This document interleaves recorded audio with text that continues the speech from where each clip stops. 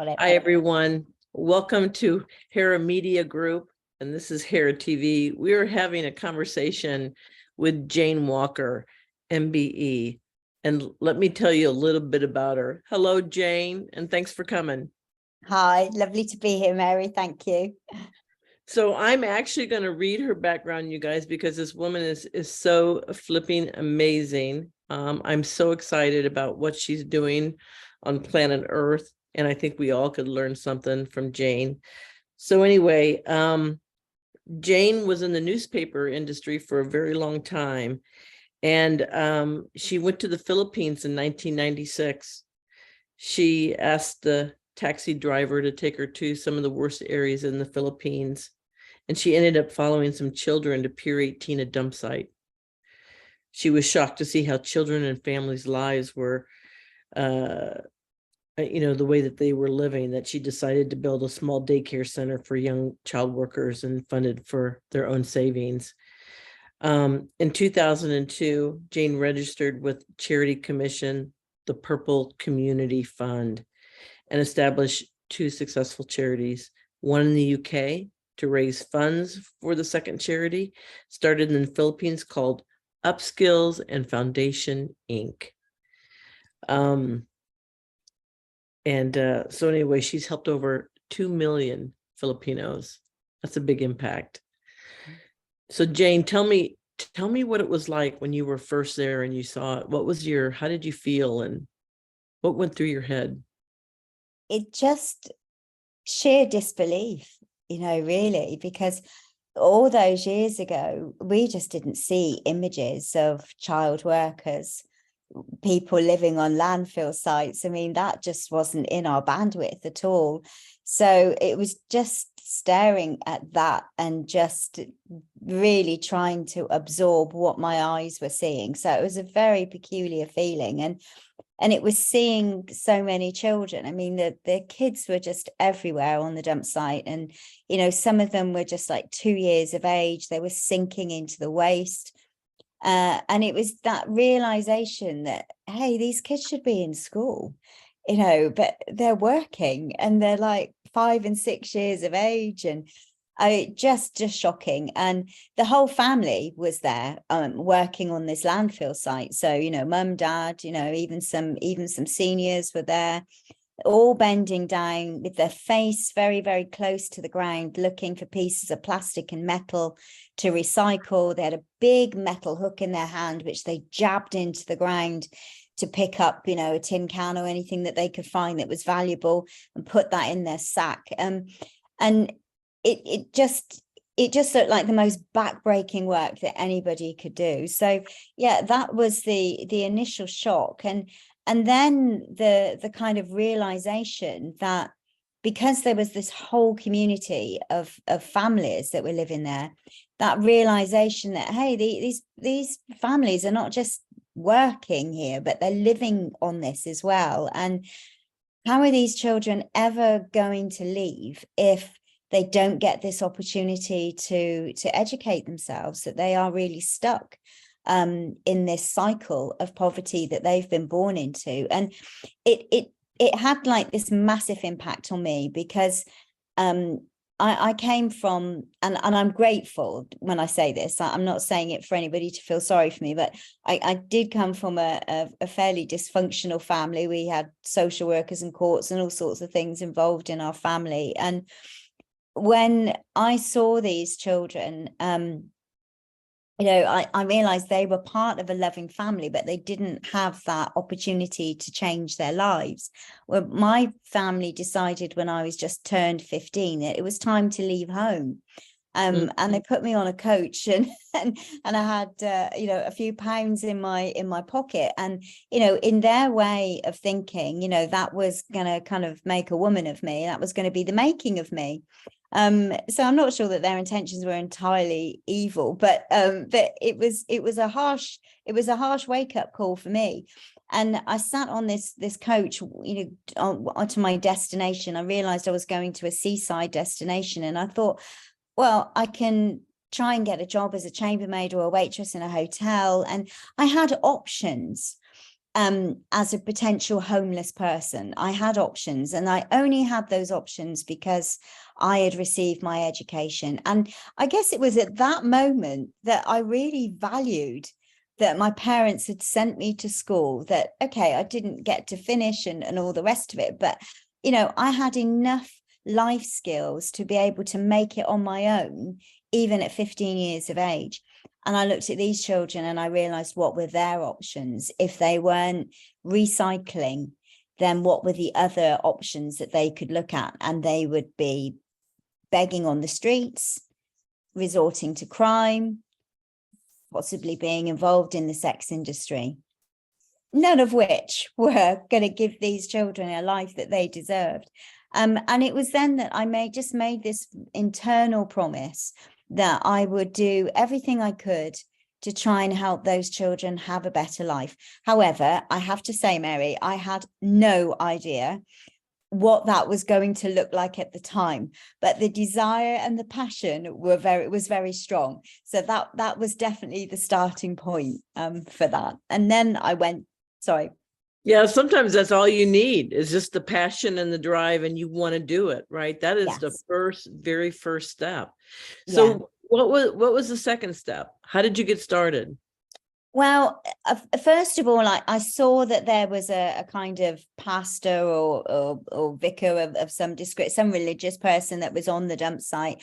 And I asked him if he would help me build a daycare centre so that at least some of the younger children that were most at risk could come. It was only big enough for 60 children, and I had some savings, and I built from that. But that gave me time to study why child labour was in existence in the Philippines, why, after so many international charities had been working in the Philippines in that area on the infamous Smoky Mountain dump site, had they still not been able to end child labour? What was the sticky wicket that was making that not flow? And I came to a conclusion that really most international charities, at least back in those days, would just focus on one aspect of poverty. So they might focus on education, they might focus on, health, but there wasn't anybody that was doing all of it. So it just meant that some beneficiaries would be okay in the health side, others in education, but actually poverty at this level was impacting in every single area you could think of in their lives. There was no area of their lives that poverty had not touched and it caused, setbacks for them. So that was my kind of first conclusion. And I resigned from my job. I'd been in that industry for, like you said, many years, and I'd just been promoted. And I literally didn't accept the promotion because I realized that my passion for advertising, for selling papers was no longer there. I just had no desire for that anymore. It's like my purpose found me. And I embraced that, although I had no idea what that looked like. Yeah. So that was and then I started to study because I was British and I was living in England.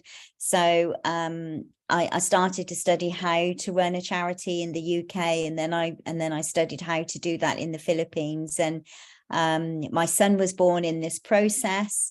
I became a single mother after 6 weeks of my son being born. So it was all still quite challenging, but that desire to see that promise through was really, really strong. And I just kept trying to find ways to understand more about the culture. And then eventually I went back to the Philippines and sat with the community and asked them, what would you like me to do? With the daycare center. Yeah. So I want to go back a second. When you said you took courses on how to run a charity, were they helpful for you? They were, but they weren't really courses as such. It was more that Charity Commission is a wonderful site for anybody anywhere in the world Right. because it gives you massive amounts of information about what are the hallmarks of a good charity. Okay. So that was really a benchmark for me. So it was more just about reading that, absorbing that, trying to understand it, looking at other charities, looking at their models, and just trying to understand that industry, because I've been in business and commerce all of my life. So this was a completely, and my parents had never supported charities. So that was even a new concept, you know, for me as well. We're never too, we can always learn something no matter our age. So when you decided to build the first building, you used a 78-foot shipping container. How did that work? How did you get started on doing that?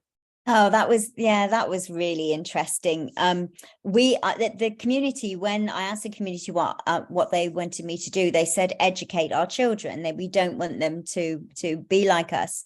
And I asked them, where can I do that? They directed me to this very old, falling down warehouse, which was full of rats and full of waste, full of rubbish. But that was the place. I got permission from the government, and I cleaned that building up with the parents. We painted it, and that was our first school. But it was far from ideal. We flooded, like I said, we had at least 2 rats lairs in that building, spiders as big as your hands. I mean, it was just, there was no facility for aircon. The electricity was unstable, but it was better than the children being on the dump site working. So I was always looking for an alternative building.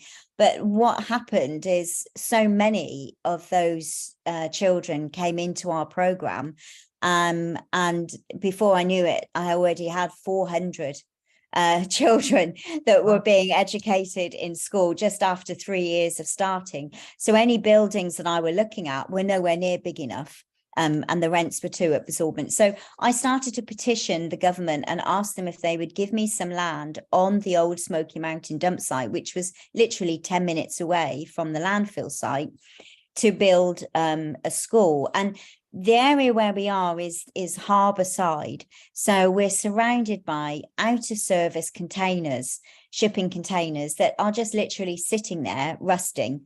And I started to inquire if it was possible to make a building from these container vans, but I wanted a square classroom. I didn't want a 20 or 40-foot narrow classroom, because that's really not conducive for education. And I hired an architect to do me some drawings, and then realized that what he'd done is he'd drawn the world's largest oven. So I went away and I found another architect who'd been building houses out of containers, so he understood the medium, and he built these 78 40-foot containers around an open courtyard, so we got this airflow going through the rooms, and so the plans were on the way. When I eventually sat in front of the vice president petitioning for this land, he said, well, you're quite a small charity, you're quite unknown, and we don't really know you. I'll give you 3 years, and if you haven't built it in 3 years, then you'll lose the land. So it was quite a tall order. But the alternative of not having that building for the children was that they would ultimately not be able to finish their education in the current building we were in. And it was that really pushed me forward. It was the thought of them having these lovely few years with us in our school, having meals and healthcare and also out of school activities. Their whole lives were improving, and then we may have to end up sending them back to the dump site because we don't have a building. So that pushed me quite hard to fundraise and knock on doors, and you know how it goes, Mary. When your back is against the wall, you just work really hard to find it. But the first day that I signed the memorandum of understanding with the government, I went back to where I lived, and I can remember laying on the bed and going, oh my God, what have I done? Because this was a building that nobody had ever built before in the world. So it was a groundbreaking building. It was built on 100 feet landfill site. it was 50 meters from the sea, and it was on the Marikina fault line. So it's like I couldn't have made it any harder if I'd have tried. Um, but Wow. very fortunately, I did have the UK ambassador and his wife that were behind us, and they found me some really good engineers. And because it was a unique building and it was a brand new model, that did attract funders to it, which was really a good thing. And it ended up being a real inspiration to the kids, by the way, because when they heard that this building was for them, and they saw that it was made out of these container vans, they were, like, oh gosh, what's that? And then when they eventually came in and they saw the building when it was finished, it had been spray treated and it was absolutely stunning and beautiful. It inspired the students to want to be engineers. And since that school's been built, we've had about 10 or 15 students take engineering courses and have gone into engineering. And they put it down to the fact that this really awful looking building was transformed, and they realized that if they had engineering expertise, they could do the same. So that was a great spin-off. Darlene, when you see it, you can be it. I mean, that is just flipping amazing. So you built the school on top of the trash dump? Yeah, I had to do driven piles for the foundation, which is, it's what you have, driven piles for big multi-story buildings, big condominiums. So we spent more money on underneath the ground than we did on the top. And one of the pilings was actually lost, so we don't know if it's halfway to Australia or what happened with it. But yeah, it was it really needed to be stable, and it also needed to move. And that was the great thing of working with the container vans, was that actually, if an earthquake came, it was sitting on these pilings, but it was flexible enough to be able to move. So when I had some independent engineers check it, they said to me that, well, your building will most definitely withstand an earthquake. The problem is that everybody else's building will probably fall on yours, but he said your building is gonna withstand that. So that was really a relief. Yeah. Wow. Gosh, it's interesting, but there's a lot of people in America who really don't travel much. And the challenge is most people only get 2 weeks of vacation a year. So they really don't get a chance to see the lives of people around the world and some of the poverty that you see, like in Brazil and Mexico and Dubai, or not, Delhi or Mumbai. The Yeah. Philippines, it's so heartbreaking, or Africa, right? I mean, it is so heartbreaking when you see it and you realize that it's a lot larger population of the world than people realize. And so I'm very grateful for the work that you're doing. So we need more Jane Walkers on the planet who can make a difference on the lives of children around the world. So thank you for that. I got a question for you. So what is life like for the children and families that Purple Community helps? Right. Well, as it currently stands today, it's not massively different than when it was when I first started. They're in more commonly known as informal settlers, but that's really a nice way of saying that they're squatting on government land. So they have no security. So their houses are made out of secondhand pieces of wood, old corrugated sheets of metal, and quite often there'll be two families living in one shanty. So there'll be a downstairs and an upstairs. No running water, but there are standpipes in the community where they can get water. Heavy rainfall, so the woods absorb all the water. So the houses pretty much collapse every couple of years because of that. So everything that they own, they tend to own it very lightly, because they know that it's either going to be destroyed in a typhoon, or there's going to be a fire in the community, which is really common, and they could lose everything. So they own what they own lightly, which in some ways is a good thing.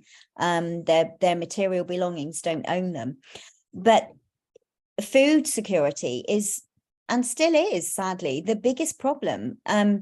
They just don't earn enough as waste pickers, not enough to provide healthy food.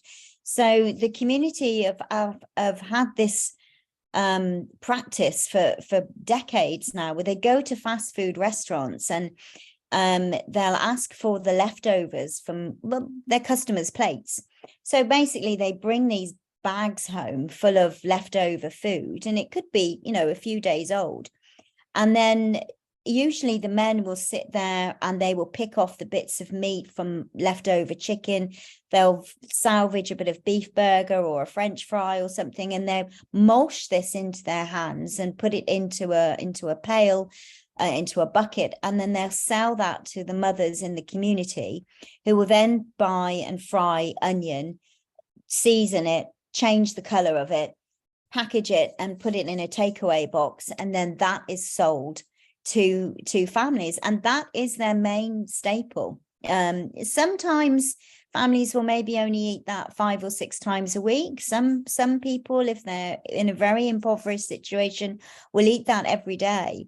And if I made the mistake once of surveying the community and asking them, like, how many times a week do they eat meat, and or eggs. And the survey just came back like something like 87% of the community said that they were eating meat. And I was thinking, but I know that's not true. So we then had to go back and resurvey. And then we said, how many families are eating the pag or the leftover foods? And that then addressed the figures. So actually 87% of that community at that time were eating that level of food. So the shanties are built very close together. There's 6,700 shanties in a small space. Of course, there's no sanitation either, so you can imagine it's a very insanitary place. It's rife with rats and stray dogs and stray animals there. Very noisy, so difficult for families to sleep and difficult for them to study. And they don't really live in their home. They just sleep in there, and they will cook in there, but nobody really lives in their home. And some might have a television and they kind of jack it up to a car battery, and they might watch that in an evening, but basically they're outdoors. So of course, when the pandemic hit us, and the Philippines was the strictest lockdown in the world, so we had 2 years of lockdown, families were forced to live in those places. And we saw fires. There was one fire that left 1,055 homes were burnt down. That was about 3,000 people that had lost everything they owned and were camping out in our school. They were camping out in evacuation centers. So yeah, life is very, very harsh. And yet, on saying that, the community are a true community. They do help each other. They're all in the same boat. They understand where they're at, and they have a really good disposition.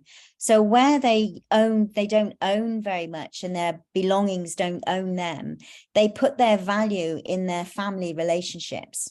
Nice. So yes, which and you can imagine, for me, coming from that really challenging family background, I actually felt that the Filipino families taught me what a real family should look like, what real love looks like. So they showed me unconditional love right from the beginning. And that really melted my heart. And then I went to live with them on the dump site and became a waste picker with them, because I really wanted to understand, like, this is not a culture I identify with, but I want to really know your mindset and your thought processes so that I can kind of shape the charity in the most effective way possible.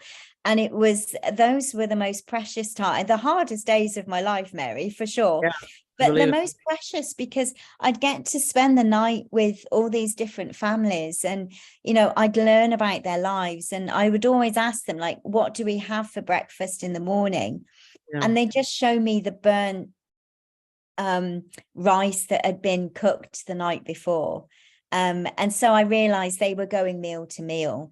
And this is one of the reasons why I had problems with retention with the students. When they got to be the age of 6, they wanted to go back and help mum and dad, and yet their younger brothers and siblings come and experience school. And I'm there thinking, but I wanted you to be a doctor. I wanted you to go to university. This is not going to work.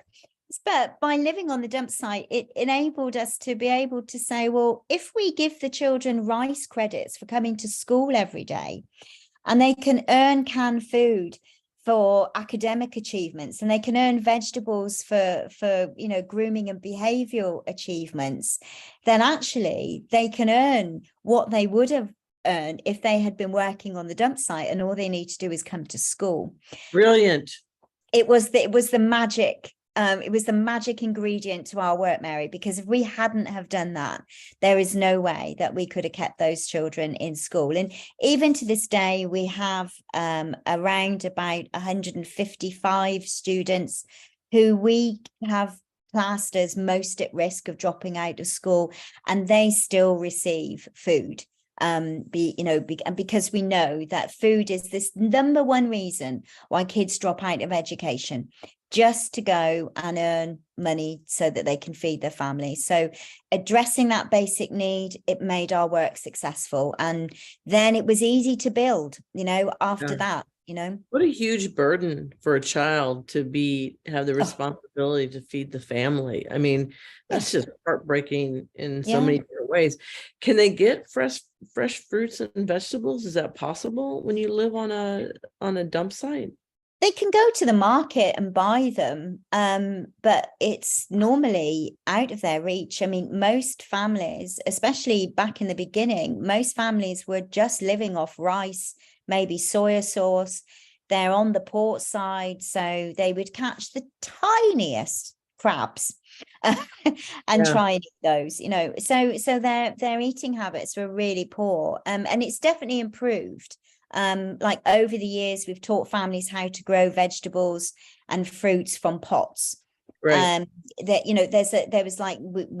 We've got farmland as well that the community can come and learn how to farm. If then they feel that they've got the skills they need, we then help migrate them back to their province, and help set them up in a business there so that they can actually leave altogether. Once they leave, they don't ever come back, as long as they've got the resources to be able to have their business and they can make it work. So I think that life is just a really harsh life, and they're grateful for the opportunity to go. But it is the most honourable thing that the poor have chosen to do, because otherwise, what are their options? It is the sex industry, it is crime, it is begging. And to the families that we work with, this is the best that they can do for their family. So I have the utmost of respect for them. I'm constantly in awe of how resilient this community have become. Yeah. And that's inspiring, Oh, yeah. So after 26 years, what keeps you motivated? They do. I can imagine. Yeah, they totally do. I just came back a few months ago. A few weeks ago. I was there for a few months. And this particular year, we have 40 students who have graduated from university. So they decided to put on a surprise party for me. So I thought I was addressing the grade 12s, helping them transition into college and, just having a kind of pep talk with them. And there were all these students. I'm thinking, well, these aren't my grade 12s. But they wanted just to say how different their lives are now because of our presence being there. It was really humbling, because actually all we have done is create a pathway out of poverty for them to follow. That was our part. their part was the hard work. They had to study, they had to get good grades, they had to pass. I mean, education in the Philippines is quite tough. They had to, if they didn't get their grades, they couldn't move up a year.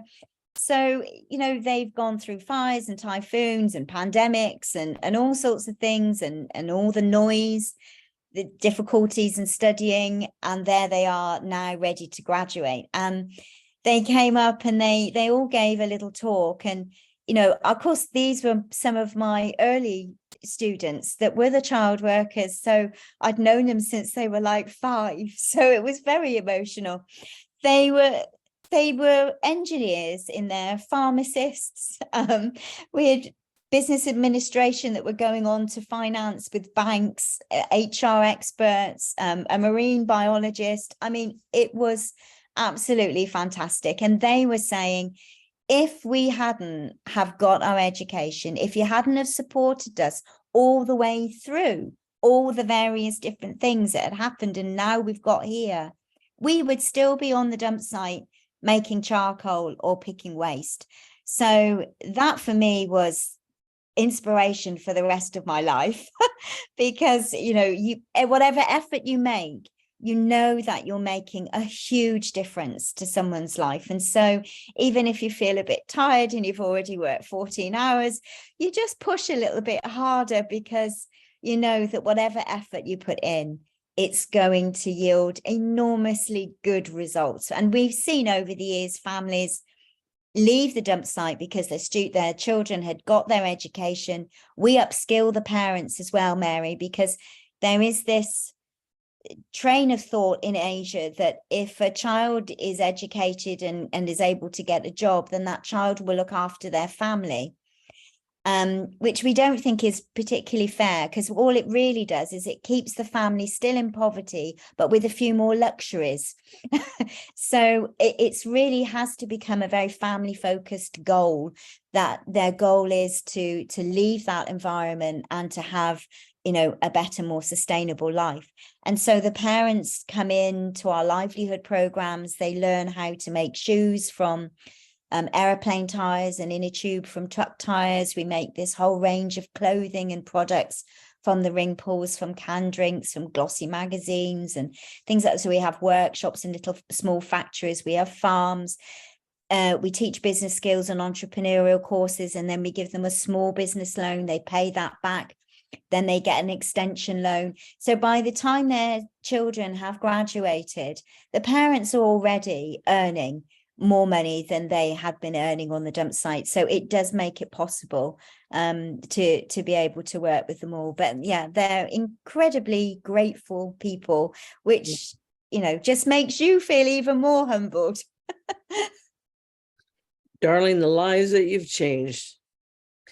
Well, they've definitely changed mine, Mary. I've I'm sure it did. Because I think, had I have stayed in the newspaper industry, I would most definitely have been a much more wealthier person. But my whole life would have been revolving around creating wealth and just building wealth. And for what end would that have been? So I'm so grateful that purpose found me. And I'm grateful as well for the amount of things they taught me, so they let go of things very quickly. I mean, some awful things happen. We used to have paedophiles coming into the community many times, quite at risk, gunfights, all sorts of things, and crises would happen. And they wouldn't stay locked in their emotional pain for very long. They learned that you need to let go of what's past, and they tend to stay very much, they don't tend to think of the future a great deal, but they do tend to stay very much in the present moment, and being in that present moment gives them their joy and their peace and their happiness. And they taught me to stay in my present moment. Don't get stressed about the future, but stay where you're at and work it out as you go along. And I'm so grateful for that lesson, because I think I could have given this up many years ago if I hadn't have learned that. Well, you must have learned that yourself, Mary, for sure. Yes, I have. But let me tell you, staying in the moment sometimes is hard. I mean, you can get distracted so easily. But Yeah, I think what a valuable lesson. I Yeah, mean, yeah, it's always absolutely. amazing to see when people are in poverty, how happy they are, Yeah, because and they that's are. why. I noticed that when I was in Bangkok in Thailand. I was like, wow, Mm, right? yeah, What if that you had, really is why they're not. I mean, we found it a little challenging where parents had given up any hope that their lives were ever going to be any different. That was in the beginning. And so we were trying to get them to look at the future for their children, but they couldn't make that connection.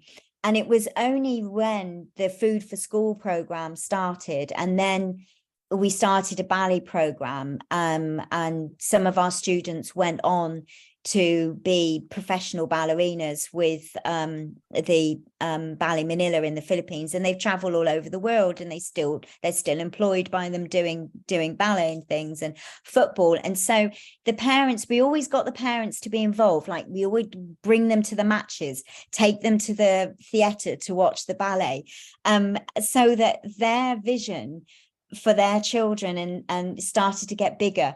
And then that made it easier for them to believe that their lives could be better as well. And then they would come into the entrepreneurial training courses, and they wanted more.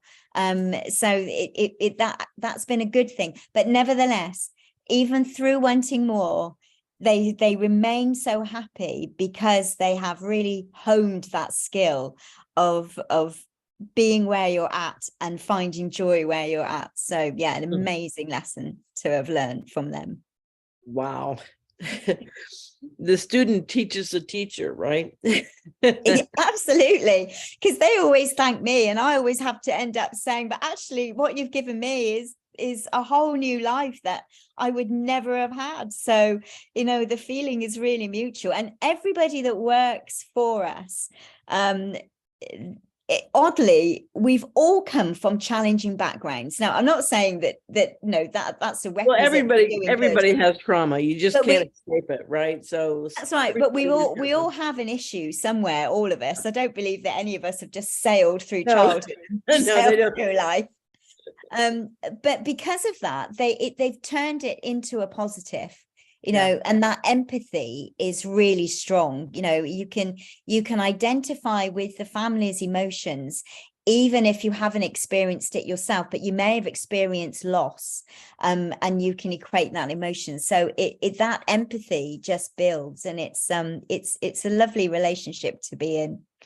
Oh my gosh, I'm amazed. I remember after my divorce in year 2000, I wrote in my diary, I want to help women and children all over the world, right? Had no idea what it looks like, but that's all you got to do. You just start with that. And then all Yeah. of a sudden things work out. But the And work, that's exactly what you're doing. Yeah. I mean, you're giving me a voice. And I hope that my voice encourages anybody out there to start where you're at.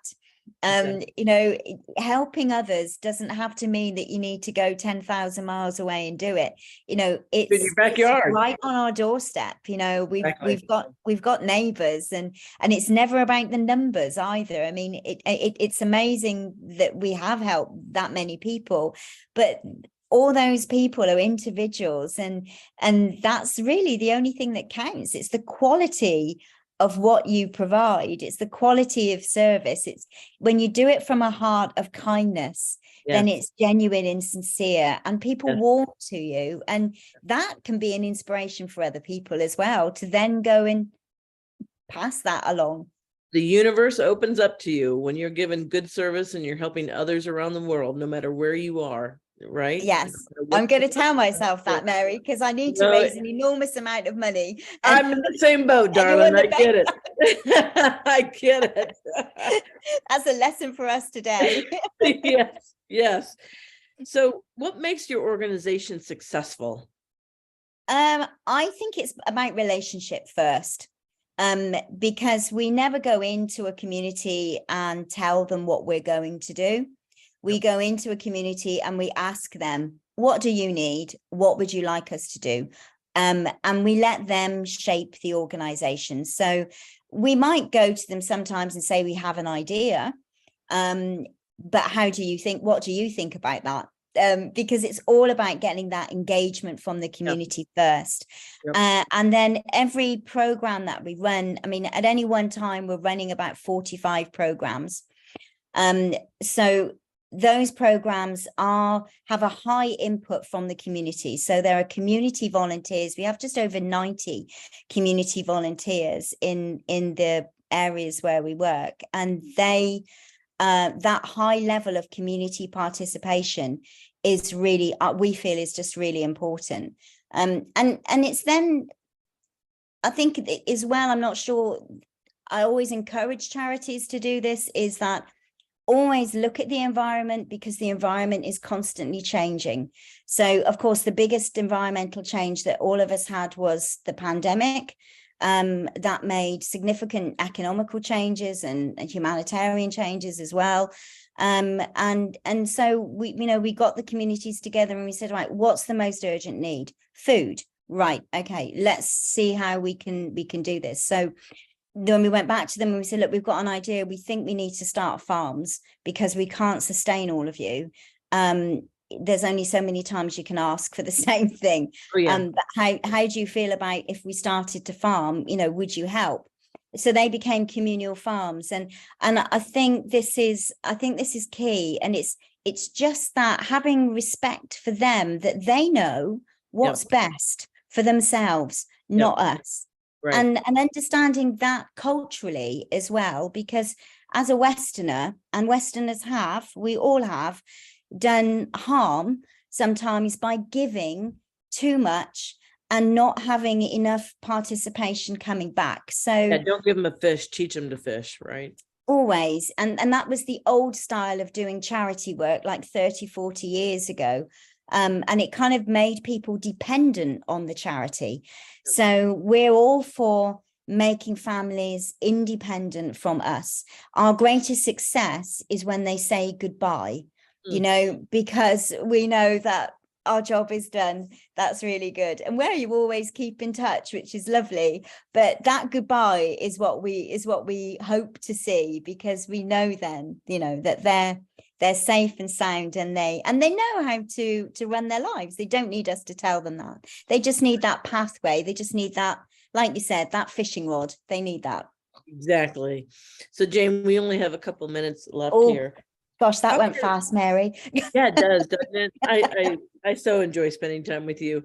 So how can people get involved and help? Right. Well, we have a 501c3 in America. So if anybody is interested in helping us raise funds, then we can use that 501c3. We're always looking for ambassadors, people that are willing to volunteer, that would give talks to smaller groups, that would help with raising funds. We have this amazing products that we make from the upcycled ring pulls and recycled waste. Anybody wants to sell those for us, we'd be really happy. Anybody's got any very specific skills in construction and they want to do some volunteering, we're right in the middle of building a big multi-purpose building in one of our communities. So there's volunteering opportunities on the ground in the Philippines as well for certain skills. I'd be amiss if I didn't say that we need money. We're always going to need money. So, but if not everybody can volunteer, but some people will feel something has touched their heart and this is something they want to, invest in, then, regular standing orders and donations, of course, are always welcome. Yeah. Great. Jane, thank you so much for the time today. Thank you for who you're being on planet Earth and the work that you're doing to help. I think it's brilliant. I hope that a lot of people, get your energy and your drive and do the same thing. There's obviously, we have a lot of people around the world who need some help. So thank you for what you're doing. And I'm grateful to be in your world, Jane. Yeah, I'm grateful to be in yours too, Mary. So thank you very much for inviting me. All right. Well, take care. And thank you everybody for watching. Thank you.